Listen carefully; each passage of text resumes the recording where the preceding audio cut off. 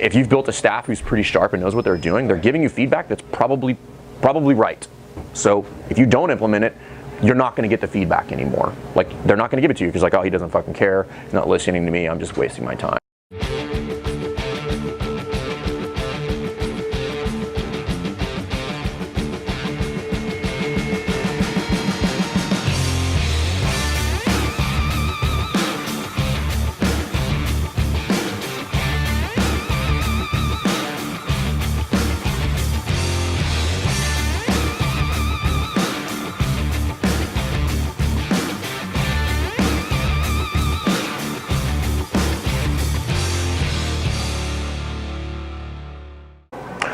All right, guys, welcome back to Jerk Block Talk. I'm Jason Fernandez here at CrossFit Rife with one of our coaches, Cassidy Belinsky. You might have seen him on, I don't know, one of the other couple episodes that we've done.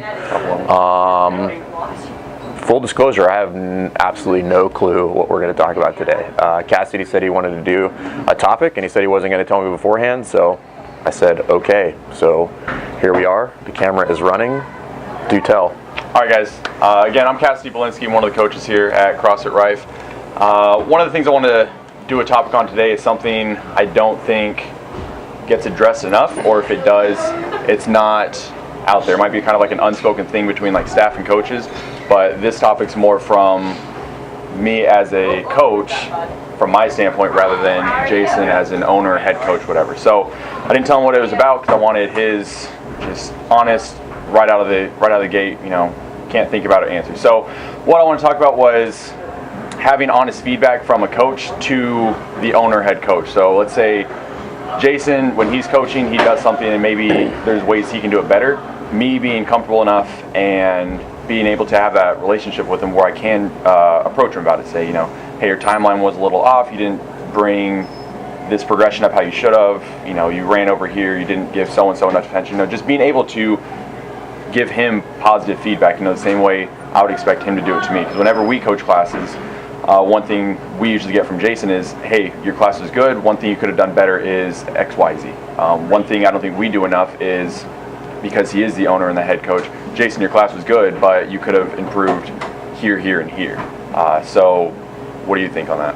I mean, I'm glad you brought it up. I mean, so there's a couple things from a leadership standpoint when we're talking about this dynamic, which is, first and foremost, in order for you to get feedback up the chain, you have to very, very regularly ask for it. And I probably ask you guys for feedback pretty regularly, but probably not enough. I mean, I don't know, you can speak to that. So this is probably just a good kind of learning environment here. But there's a couple things.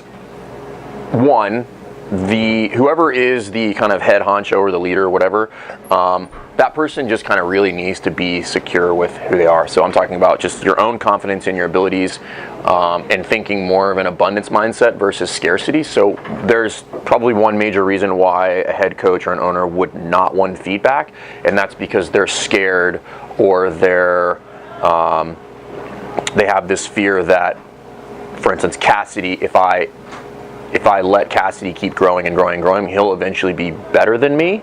And I think a lot of people fear that. I do not fear that. And you and I have talked about this before, I would consider my coaching career probably a failure if somebody didn't surpass me, or if one of these coaches didn't leave here to go open their affiliate or go become a head coach somewhere else.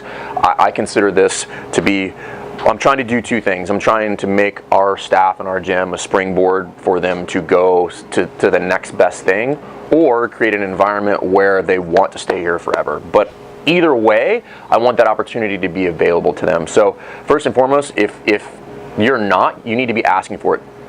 Your staff and your employees need to feel comfortable, and they need to feel safe giving you feedback, which means you need to really, really take a hard look at what your ability is to receive critical feedback.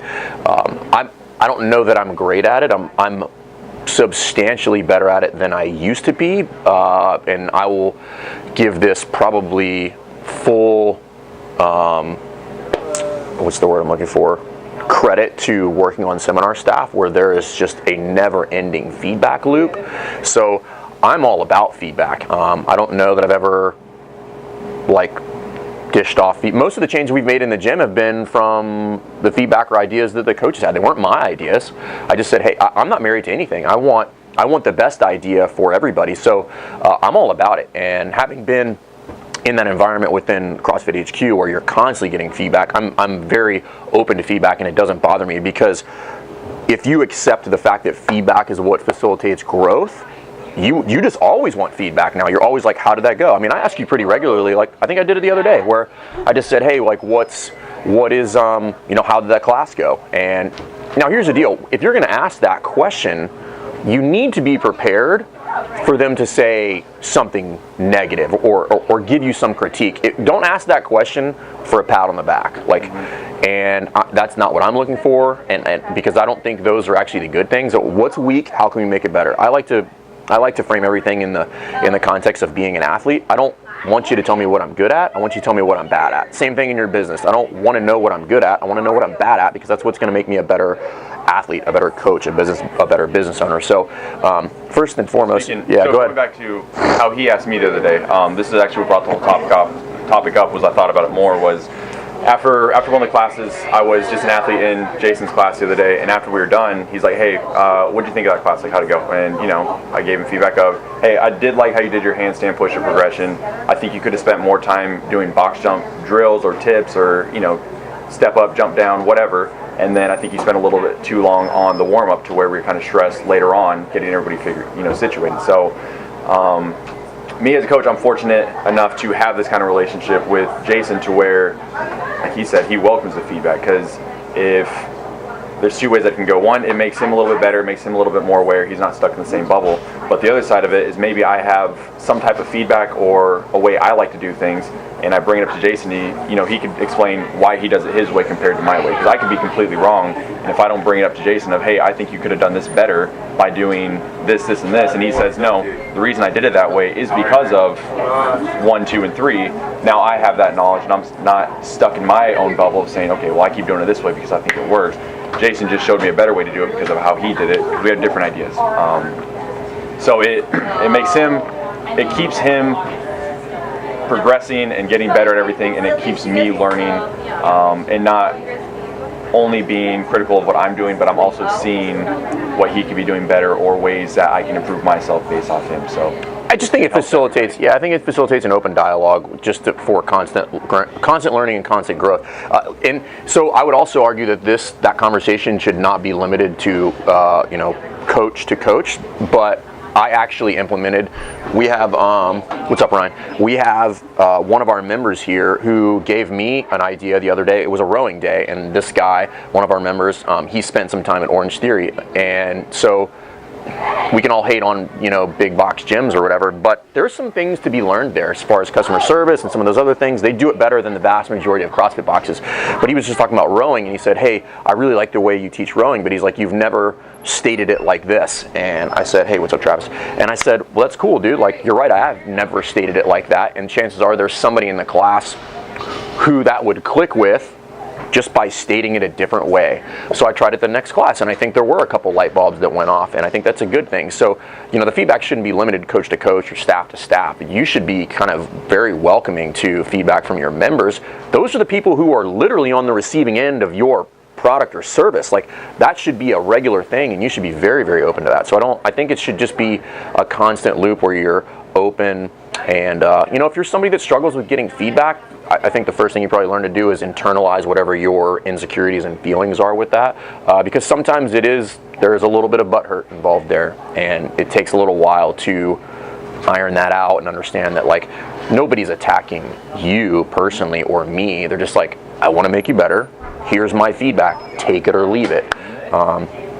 So yeah, I don't know. I think it's a great topic. I'm glad you brought it up. So yeah, one of the things I've gotten myself into a habit of, and maybe other coaches should do this more often, or maybe they don't do it enough, or maybe do it just like I do. After a lot of my classes, if Jason happens to be in the corner, or maybe he's actually taking my class, I know when he's actually an athlete in it, he's not really paying attention to what was my body language like, where was I standing, how are my cues, all that kind of stuff. But he can tell me how the flow of the class went. So one thing I tend to do is after a class, and we all kind of do it to each other, all the coaches do it to each other, is, hey, how'd that class go? Yeah. You know, what can we do better? Because I hope I never get to the day of where I say, hey, how'd that class go? And they're just like, oh, it's perfect, couldn't have done anything better, because that's never going to be the case. Yeah, ever. And if they do tell you that, you know, like, they're just blowing smoke. So yeah. I'm hopefully I never get to the day where I ask Jason how it went, and he goes, man, that's a shit show, and I'm done coaching here. But if I ever get to the point where he's saying, you know, it was flawless, couldn't have done anything better, then, you know, we're not doing something right as coaches, because there's always something you can improve on. And so I think some days you will get that. I think it depends on the class. It depends, you know, there's a lot of variables that come into play with, like, there might be a class that's just perfect storm where, like,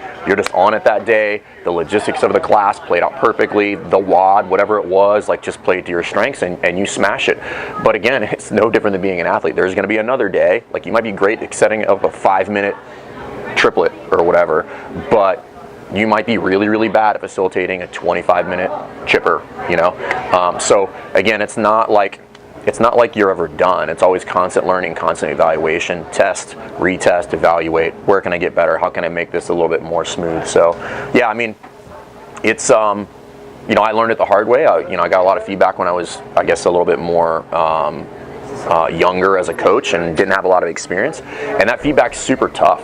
So but once you learn that it's literally that is the thing that facilitates your growth moving forward, was the point where I kind of, like, took off as a coach, I think, and now I'm trying to do that to a different level.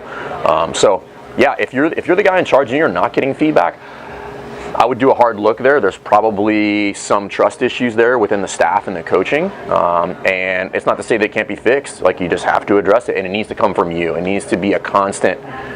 They're not just going to tell you. Like, I don't know how many of you guys have been in leadership positions. Like, I was fortunate enough to have 12 years active duty as a naval officer.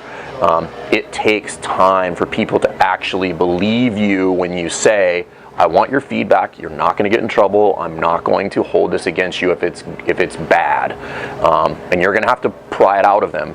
And then it's going to take them several times to give it to you, and then nothing happens, right? They're just like, I'm like, cool, thank you. I'm going to go implement that now. So it takes time. It takes time on both ends. It takes time to develop that trust, and it takes time to, as a leader, be welcoming to it. And then you should, here's the biggest thing that I would think help as far as people giving you feedback.